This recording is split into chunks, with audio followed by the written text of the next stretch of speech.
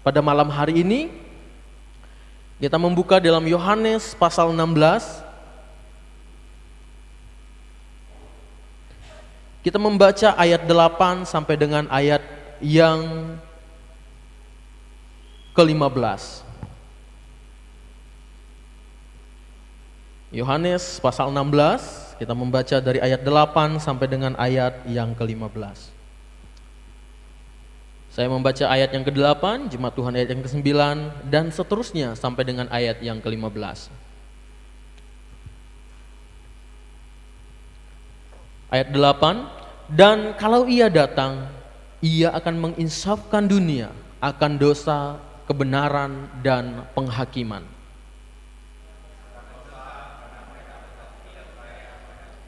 Akan kebenaran, karena aku pergi kepada Bapa, dan kamu tidak melihat aku lagi.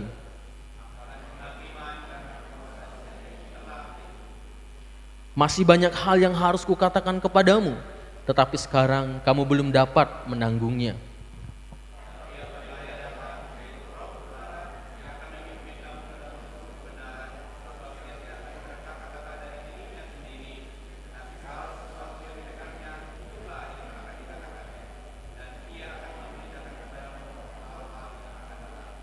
Ia akan memuliakan aku, sebab ia akan memberitakan kepadamu apa yang diterimanya daripadaku.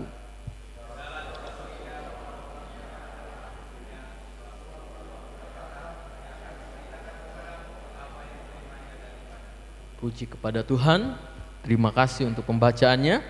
Sangat jelas Bapak Ibu jemaat Tuhan dari firman Tuhan yang kita baca ini, apa itu Roh Kudus dan bagaimana pekerjaan Roh Kudus. Bapak Ibu jemaat Tuhan, sesuai dengan tema kita pada hari ini, dari yang terpampang di depan, Roh Kudus dan karya-karyanya terhadap orang percaya. Siapa itu Roh Kudus? Adakah kita di tempat ini yang tidak tahu siapa itu Roh Kudus? Saya yakin dan percaya kita semua tahu siapa itu Roh Kudus. Kita sering mendengar tentang Roh Kudus, baik dari hamba-hamba Tuhan, baik dari media sosial, dan dari segala tulisan-tulisan yang mungkin kita pernah baca, bahkan dari firman Tuhan, dari Alkitab ini sendiri. Bapak Ibu jemaat Tuhan yang terkasih dalam Tuhan kita Yesus Kristus, Roh Kudus itu adalah Allah itu sendiri. Roh Kudus itu adalah pribadi dari Allah Tritunggal. Kita tahu Allah adalah satu kesatuan namun memiliki 3 pribadi. Allah Bapa, Anak, dan ketika Anak naik ke sorga, Dia mengutus Roh Kudus. Dia meninggalkan Roh Kudus yang hari ini sampai saat ini kita peringati setiap tahunnya di gereja kita. Seberapa pentingkah Roh Kudus dalam kehidupan kita orang percaya, Bapak Ibu jemaat Tuhan yang terkasih. Dari ayat yang kita baca tadi, secara pribadi masing-masing pun kita bisa menyimpulkan bahwa Roh Kudus itu sangat-sangat penting. Dan saya sangat takjub ketika membaca di dalam Yohanes pasal 16 dan 17 ya. Yohanes pasal 14 ayat 16 dan ayat yang ke-17 berkata begini, aku akan minta kepada Bapa dan ia akan memberikan kepadamu seorang penolong yang lain supaya ia menyertai kamu selama-lamanya. Ingat, Roh Kudus itu adalah Allah itu sendiri, dan Roh Kudus itu adalah penolong orang-orang percaya. Dalam bahasa Yunani dikatakan parakletos, ya. Penghibur yang menemani kita di saat kita tidak mampu. Ayat ke-17, Yohanes 14 ayat 17, yaitu roh kebenaran dunia, yaitu roh kebenaran. Dunia tidak dapat menerima Dia, sebab dunia tidak melihat Dia dan tidak mengenal Dia. Tetapi kamu mengenal Dia, sebab Ia menyertai kamu dan akan diam di dalam kamu. Bapak Ibu yang terkasih dalam Tuhan kita Yesus Kristus, saya yakin kita yang beribadah malam hari ini, kita semua adalah orang-orang yang percaya kepada Tuhan Yesus. Amin. Kalau kita adalah orang-orang yang sudah percaya kepada Tuhan Yesus, di dalam diri kita ini ada Roh Kudus. Luar biasa sekali Bapak Ibu jemaat Tuhan. Dikatakan bahwa Ia menyertai kamu dan akan diam di dalam kamu. Nah, kita sudah tahu siapa itu Roh Kudus. Kita sudah banyak tahu tentang Roh Kudus. Pertanyaannya lagi, apakah kita mengenal Roh Kudus? Apakah kita betul-betul mengenal Roh Kudus yang ada di dalam diri kita? Jangan sampai Bapak Ibu jemaat Tuhan, kita mengenal Roh Kudus dari orang lain. Dari mana kamu tahu Roh Kudus? Nah, misalnya anak sekolah minggu ditanya, dari guru sekolah minggu. Bahkan sampai besar pun, sampai dewasa, sampai sudah berkeluarga, jawaban itu masih ada di dalam kita. Dari mana kamu tahu Roh Kudus? Dari mana Pak tahu Roh Kudus? Oh, dulu waktu saya sekolah minggu, guru pernah mengajarkan kepada saya bahwa di dalam kita ada Roh Kudus. Oh, Pak Gembala sering berkhotbah di depan bahwa Roh Kudus ada di dalam setiap orang percaya. Pak Ibu jemaat Tuhan, ini pertanyaan yang penting. Apakah kita betul-betul mengenal Roh Kudus, atau kita hanya tahu tentang Roh Kudus saja, tapi kita tidak mengenal pribadinya? Kalau Roh Kudus itu adalah pribadi, berarti dia bisa dikenal. Kalau Roh Kudus itu adalah pribadi, berarti kita bisa datang dan bertanya kepadanya. Kita minta penjelasan daripadanya. Roh Kudus, saya bingung dengan imanku. Bagaimana ini? Dia yang adalah penolong. Tentunya, pastinya dia akan memberikan pemahaman kepada kita melalui karya-karyanya. Bapak Ibu jemaat Tuhan yang terkasih dalam Tuhan kita Yesus Kristus, kalau saat ini kita hanya tahu tentang Roh Kudus dan kita belum mengenalnya, mari kita balik ke rumah. Kita ambil sikap dan kita datang kepadanya. Roh Kudus, aku mau mengenal Engkau. Bapak Ibu, pernahkah Bapak Ibu terkagum dengan puji-pujian? Salah satu pekerjaan Roh Kudus adalah memberikan hikmat kepada penulis-penulis lagu. Memberikan hikmat kepada penyampai-penyampai firman Tuhan. Menolong, memberikan kebijaksanaan. Salah satu lagu yang sering kita nyanyikan, Roh Kudus, Kau hadir di sini. Roh Kudus, ku mengasihimu. Kau lembut, kau manis. Sampai dikata kau lembut, kau manis. Bapak Ibu penulis lagu ini sangat mengenal Roh Kudus. Dia lembut, dia manis, dia penolongku, dia penghiburku. Wah, luar biasa. Betapa selama ini kita orang Kristen sangat jarang, khususnya gereja Kemah Injil, berbicara tentang Roh Kudus. Padahal kalau kita membaca dari ayat Yohanes 14 ayat yang ke-17 tadi, dia diam di dalam kita. Dikatakan ayat 16, aku akan minta kepada Bapa dan ia akan memberikan kepadamu seorang penolong yang lain, supaya ia menyertai kamu selama-lamanya. Roh Kudus itulah yang menyertai kita Bapak Ibu jemaat Tuhan. Roh Kudus itulah yang sampai saat ini setia bersama dengan kita. Saya membayangkan Bapak Ibu ketika kita berbuat dosa dan ada Roh Kudus yang selalu ada dalam diri kita ini. Saya tidak membayangkan betapa sedihnya dia. Oleh karena itu Bapak Ibu jemaat Tuhan, malam hari ini kita akan belajar bersama-sama apa karya-karya Roh Kudus dalam hidup orang percaya melalui ayat di dalam Yohanes pasal 16 ayat yang ke-8 yang sudah kita baca tadi. Yang pertama, dan kalau ia datang, ia akan menginsafkan dunia akan dosa, kebenaran, dan penghakiman. Yang pertama, karya Roh Kudus dalam hidup orang percaya adalah menginsafkan dunia akan dosa. Kita orang percaya hidup di dunia yang penuh dengan dosa. Dunia yang kotor, dunia yang jahat, di mana keadilan sangat susah sekali kita dapatkan di dunia ini. Walaupun kita sudah menerima Yesus secara pribadi, namun tidak dipungkiri sebagai manusia yang lemah, seringkali kita jatuh ke dalam dosa. Baik Ibu jemaat Tuhan yang terkasih, saya ingin percaya kita yang ada di ruangan ini tidak ada kita yang suci 100%. Kita pasti pernah melakukan dosa.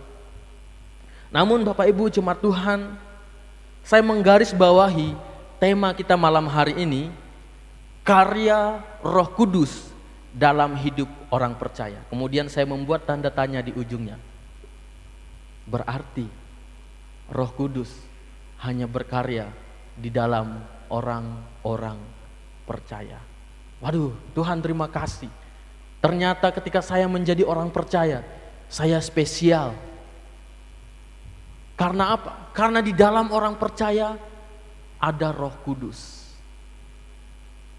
Bayangkan orang yang tidak pernah mendengar tentang Yesus dan tidak percaya kepada Yesus, bagaimana Roh Kudus mau tinggal di dalam dia. Itulah mengapa Roh Kudus harus menginsafkan dunia, supaya dunia bisa mengenal Yesus. Dan ketika dunia mendengar tentang Yesus, ketika dunia mengenal Yesus, Roh Kudus ada di dalam dunia. Roh Kudus ada di setiap orang yang belum mendengar tentang Yesus ketika mereka mendengar Yesus. Bapak Ibu jemaat Tuhan, ingatkah kita tentang kisah Paulus, bagaimana Yesus sendiri yang langsung datang kepadanya. Namun kalau kita menyelidiki tulisan-tulisan Paulus, sebelum dia percaya kepada Tuhan Yesus, sebelum Tuhan Yesus datang langsung kepadanya, Paulus pernah mempelajari firman Tuhan. Paulus hafal mungkin firman Tuhan. Dia jago sekali, dia ahli Taurat di kalangan Yahudi. Dan ketika Yesus datang kepadanya, dia langsung percaya. Dia menjadi buta atas kemuliaan Tuhan Yesus. Dari sini kita belajar menggambarkan bahwa dunia ini perlu Tuhan Yesus untuk menginsafkan dunia. Mungkin Tuhan Yesus tidak datang seperti Paulus dulu, yang datang langsung kepada ustadz, kepada biksu, kepada kaum-kaum radikal. Tetapi Bapak Ibu jemaat Tuhan, Yesus mungkin bisa memakai kita, orang-orang yang percaya, yang sudah didiami Roh Kudus. Bukankah setiap malam kita berdoa dari gereja ini untuk suku-suku terabaikan, untuk orang-orang yang belum mendengar Yesus. Dan ketika kita mengatakan tentang Yesus kepada orang-orang itu, bisa jadi Roh Kudus bekerja. Bapak Ibu jemaat Tuhan, kenapa Roh Kudus harus menginsafkan dunia? Karena hanya Roh Kudus yang bisa melakukan itu. Karena hanya Roh Kudus yang bisa menyadarkan dunia ini akan dosa. Karena hanya Roh Kudus yang bisa menyadarkan kita, orang-orang yang percaya yang seringkali berbuat dosa. Karena tanpa Roh Kudus,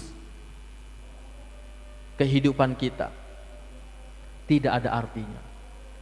Karena tanpa pekerjaan Roh Kudus, mungkin kita akan menjadi manusia yang tanpa keselamatan.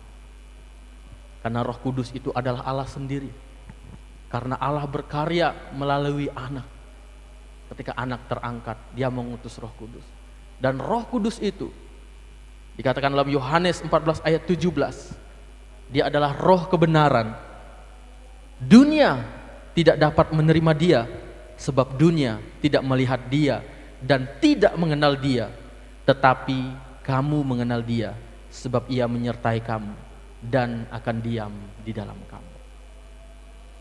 Kita bisa mengenal Roh Kudus karena dia ada di dalam kita dan dia menyertai kita. Itu yang pertama Bapak Ibu jemaat Tuhan.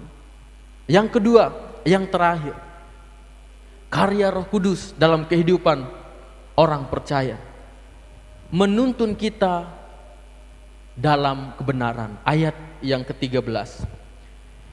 Tetapi apabila Ia datang, yaitu Roh kebenaran, Ia akan memimpin kamu ke dalam seluruh kebenaran, sebab Ia tidak akan berkata-kata dari dirinya sendiri, tetapi segala sesuatu yang didengarnya itulah yang akan dikatakannya, dan Ia akan memberitakan kepadamu hal-hal yang akan datang. Tetapi apabila Ia datang, yaitu Roh kebenaran, Ia akan memimpin kamu ke dalam seluruh kebenaran. Yang kedua, karya Roh Kudus dalam kehidupan orang percaya. Ada banyak lagi sebenarnya karya-karya Roh Kudus dalam kehidupan orang percaya. Namun malam hari ini kita hanya belajar dua saja. Yang kedua adalah menuntun kita dalam kebenaran. Pertanyaannya, mengapa kita perlu kebenaran? Kita perlu Roh Kudus, karya Roh Kudus untuk menuntun kita ke dalam kebenaran. Dan pertanyaannya, mengapa kita perlu kebenaran? Jawabannya sangat simpel sekali Bapak Ibu jemaat Tuhan. Karena tanpa kebenaran kita akan binasa. Ya. Kita perlu kebenaran karena kebenaran itu adalah Allah. Dan Allah menuntun kita kepada kebenaran. Dan tanpa kebenaran kita akan binasa. Kita perlu dituntun oleh Dia, Roh Kudus. Sangat perlu. Kita perlu dengan rendah hati memohon pertolongannya, karena tanpa Dia kita tidak mampu. Kita tidak mampu berjuang sendiri untuk hidup dalam kebenaran. Kita tidak mampu berjuang sendiri di dalam dunia yang penuh dengan dosa ini.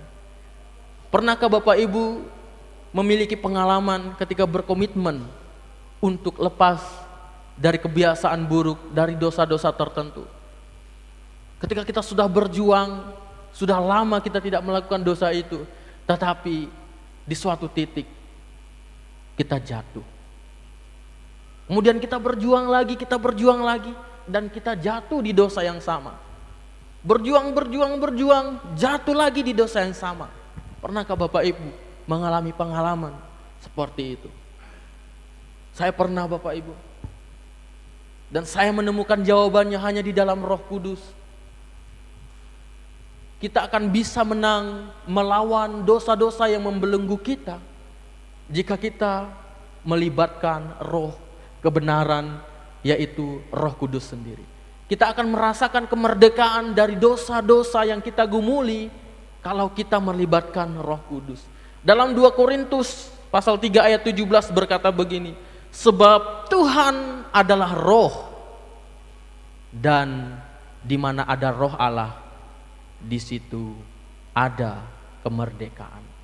Sebab Tuhan adalah roh, di mana ada roh Allah, di situ ada kemerdekaan.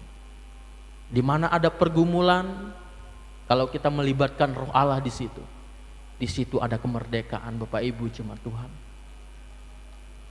Mari lebih lagi kita libatkan Tuhan dalam hidup kita untuk menuntun kita dalam kebenaran, supaya kita merasakan kemerdekaan yang memberikan kita damai sejahtera dan sukacita. Bapak Ibu jemaat Tuhan yang terkasih, teman-teman pemuda, mungkin dunia berkata kepada kita, kamu tidak mampu, kamu tidak bisa sukses, kamu berasal dari keluarga yang miskin, kamu tidak mungkin menjadi orang yang sukses.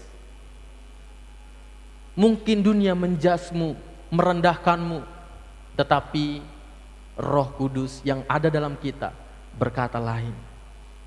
Roh Kudus yang roh kebenaran, roh penolong, cenderung membawa kita untuk taat kepada Tuhan. Roh itu cenderung membawa kita untuk mencari Tuhan. Dan karena Dia adalah roh penolong, roh itu pasti menguatkan kita. Ketika ada kata-kata yang sumbang, yang mungkin membuat kita ingin lari dari Tuhan, yang mungkin membuat kita ingin berhenti untuk menggapai dan mengejar cita-cita kita, Tuhan berkata, kamu bisa, kamu mampu, Karena itulah roh kebenaran yang kita terima dari Allah.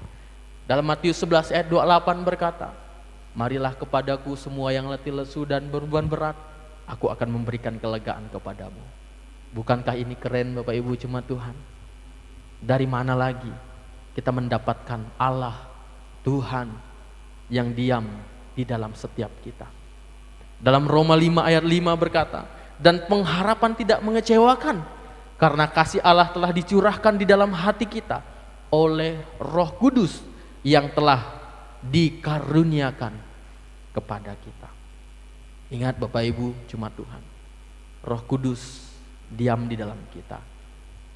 Dia berkarya, karya Roh Kudus yang pertama mengisapkan dunia akan dosa. Kalau sampai saat ini kita masih bergumul tentang dosa-dosa tertentu, kita mau pulih, ingat, libatkan Roh Kudus karena Dia penolong kita. Yang kedua, Roh Kudus menuntun kita ke dalam kebenaran. Kalau hari ini kita bisa taat walaupun kita disakiti, kalau hari ini kita bisa bangkit walaupun seringkali kita jatuh, itu semua karena pekerjaan roh kebenaran itu, yaitu Roh Kudus. Mari kita bersatu dalam doa. Allah Bapa kami yang bertahta dalam kerajaan surga, kami bangga punya Allah seperti Engkau.